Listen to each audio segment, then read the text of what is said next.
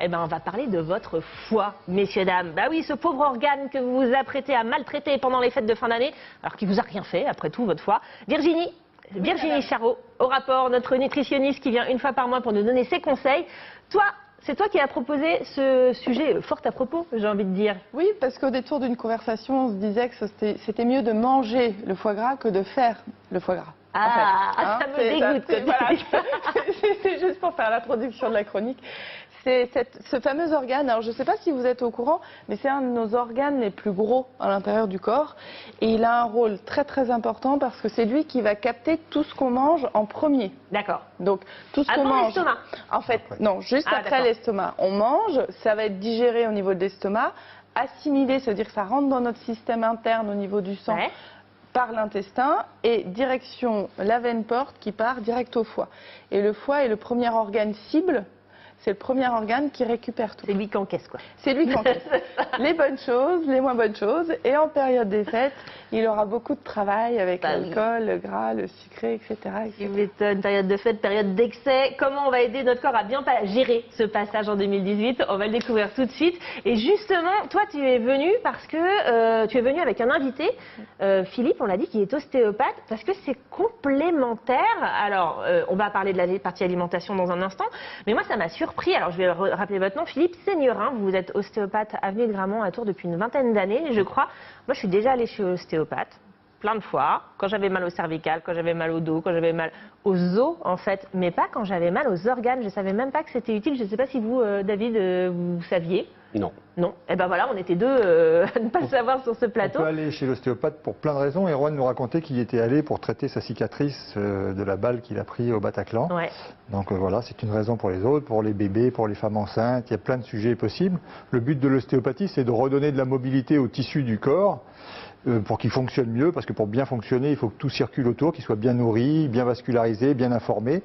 Donc il faut qu'ils aient une bonne mobilité. Donc nous, on fait que de redonner de la mobilité à tous les tissus, aux articulations, mais aussi à tous les organes du corps. Ah, comment ça marche? Alors, vous bougez notre foie, c'est ça la mobilité? On bouge le foie ou on bouge ce qui est en rapport avec le foie. Par exemple, la vertèbre qui correspond au système nerveux du foie, qui peut être un petit peu bloqué par un traumatisme, ou une cicatrice au niveau abdominal, ou des cicatrices au niveau des bronches, si on a eu des pathologies bronchiques qui peuvent créer une perte de mobilité du diaphragme. Et comme le foie, comme tous les organes, est soumis aux mobilités du diaphragme, il doit bouger à chaque fois que vous respirez, ce qui fait pas mal de kilomètres dans la journée. Oui, ça c'est vrai. Parce qu'on respire à peu près 20 000 fois, donc à chaque fois ça doit bouger. Et s'il y a des restrictions de mobilité à cause de cicatrices au-dessus ou en dessous, ben, le foie perd de sa mobilité, donc de son innervation, de sa vascularisation, donc il fonctionne moins bien. Mais alors comment vous savez, vous, quand on arrive comme ça en disant « Ah, alors déjà, comment on y va? On sait on a mal au foie et c'est là que c'est le signal où il faut aller chez nous ». On n'a pas forcément mal au foie, on peut avoir mal n'importe où dans le corps. Et nous, notre rôle d'ostéopathe, c'est de déterminer quelle est la cause de cette douleur. Et la cause est parfois à distance, comme le fait qu'il n'y ait plus de lumière, c'est pas forcément l'ampoule, c'est parfois l'interrupteur. Et ben à nous de chercher où est la panne dans le circuit. Et parfois ça, c'est une image qui me parle, une bonne métaphore. Mais alors du coup, le message qu'on peut donner aux téléspectateurs, c'est lorsqu'il y a un truc qui ne va pas n'importe quoi, on peut aller consulter un ostéopathe, c'est ça l'idée? Oui, à chaque fois qu'il y a un gros traumatisme, c'est comme votre voiture, quand vous avez un accident, vous pensez tout de suite à aller la faire réparer. Même des fois avant qu'il y ait l'accident, dès qu'il y a une petite lumière qui clignote, vous vous dites oh là, vous attendez pas d'être dans le mur pour vous dire ah ouais, il fallait faire réviser les freins, c'est trop tard. Pour votre corps, faites pareil. Prévoyez un petit peu à l'avance de faire réviser un petit peu tout ce qui doit bien fonctionner pour que ça fonctionne bien le jour J. Alors ça, c'est intéressant parce que vous nous parlez un peu de prévention d'avant. Ouais. C'est-à-dire que pour préparer notre foie aux fêtes, il faudrait limite aller voir Philippe ou un ostéopathe avant les fêtes? Pour préparer son corps à quoi que ce soit, c'est mieux qu'il soit au top de la forme. Et s'il est mieux réglé, il fonctionnera mieux, que ce soit pour digérer, que ce soit pour faire du sport, que ce soit pour travailler. Nous, notre rôle, c'est de mettre le corps au maximum de ses capacités pour qu'on puisse en faire ce qu'on veut. Ça fait mal ou pas? Ça fait pas mal. Non, ça fait doux. pas mal. Il y a des petits bébés de quelques semaines qui viennent, ils pleurent pas, et des fois ils s'endorment sur la table. Il y a des mamies de 90 ans qui viennent, elles adorent. C'est peut-être justement l'image de l'ostéopathie où on nous plie en deux. Crac, c'est ça. Qui, a priori, Il y a autre chose en ostéopathie, il y a plein de choses. On peut traiter la matière, voilà, quand on vous manipule une vertèbre ou un organe, on peut traiter aussi ce qui circule à l'intérieur. Et puis pour faire vivre tout ça, il y a de l'énergie qu'il faut traiter aussi, c'est ce que nous racontait Erwan, c'est ce que lui a fait son ostéopathe pour traiter sa cicatrice On peut traiter le dur, on peut traiter le mou. C'est ça que vous êtes en train de dire, enfin le mou. Moi, je n'ai que du fer, mais évidemment. Une autre façon d'aider ces organes, bien sûr, alors là, on est un peu dans le biomécanique, on va dire, avec vous. Il y a aussi, ça on en parlait en préparant l'émission, la qualité des organes, et c'est là où la nutrition, elle est importante. Exactement. Apparemment. Et c'est là où on va être bien complémentaires parce que nos organes se régénèrent, les cellules se régénèrent. Si on prend le foie, il lui faut à peu près 18 mois pour être entièrement renouvelé. Donc quand même, ça veut dire que tous sur le plateau, notre foie a été fabriqué avec tout ce qu'on a mangé entre aujourd'hui et il y a 1 an et demi. Alors faites la rétrospective. Vous allez regretter les tartiflettes, là ou pas? Et en se disant que, évidemment, ce que je vais manger aujourd'hui me permettra d'être bien demain. Et donc l'objectif, il est là aussi. Alors un petit peu comme ce que disait Philippe, on va se préparer. Si on sait que le foie va avoir beaucoup de boulot, peut-être que l'épurer un petit peu en ce moment, et prévoir de l'épurer un peu après, ça nous permettra Tu es en train de nous parler de diète, là, je le sens. d'être au taquet.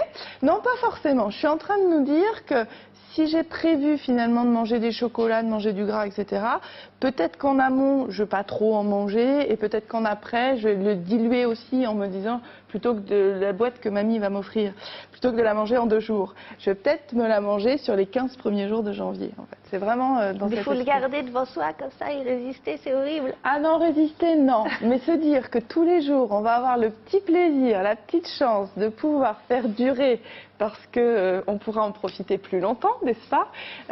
Ça va être aussi une possibilité de plaisir en plus. Alors, est-ce qu'il faut quand même qu'on se fasse une petite détox? Est-ce que c'est...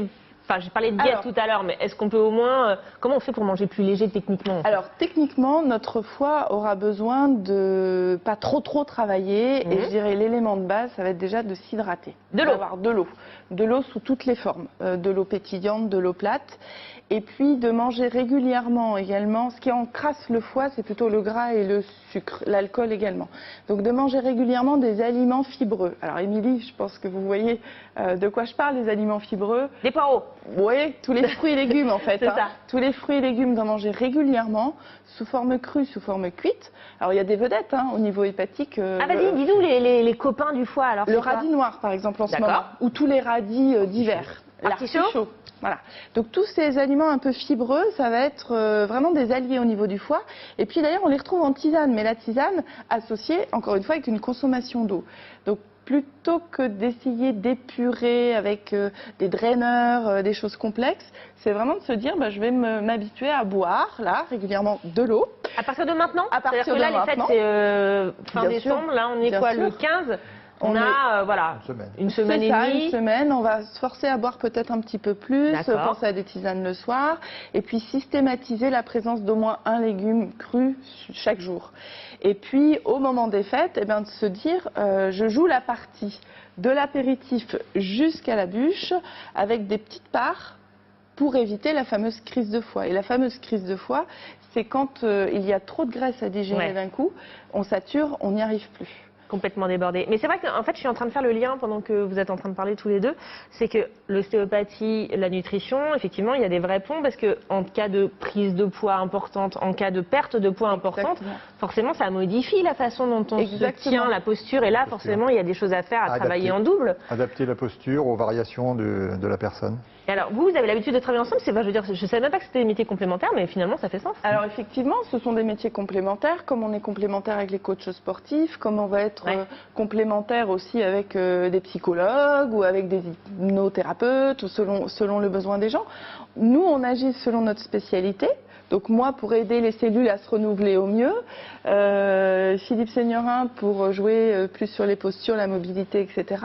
Et puis d'autres professions, donc je pensais aussi à notre état mental, et tout ce qu'on peut se donner et s'apporter de bon. En tout cas, il est certain que quand on a des changements, prise de poids, perte de poids, changement d'alimentation, changement dans le niveau de stress aussi, on aurait pu en parler avec Erwan, on doit se réadapter, se rééquilibrer. Un mot sur ton actu, Virginie, pour conclure. Reviviscence.com, ça c'est le site internet. Il y a des nouveautés pour 2018? Alors, des nouveautés pour 2018, on refait le site internet pour vous permettre également d'avoir les actus et de recevoir les actus. Et de recevoir des recettes. Et ça, c'est pratique à base d'artichaut et de radis noirs. Et puis juste 2 livres, Philippe, pour terminer, 2 livres qui nous permettent de vulgariser un petit peu l'ostéopathie. Si vous ne savez rien sur l'ostéopathie, un livre très facile, une bande dessinée, on peut la lire en famille. C'est très simple, mais à la fois très précis et très complet.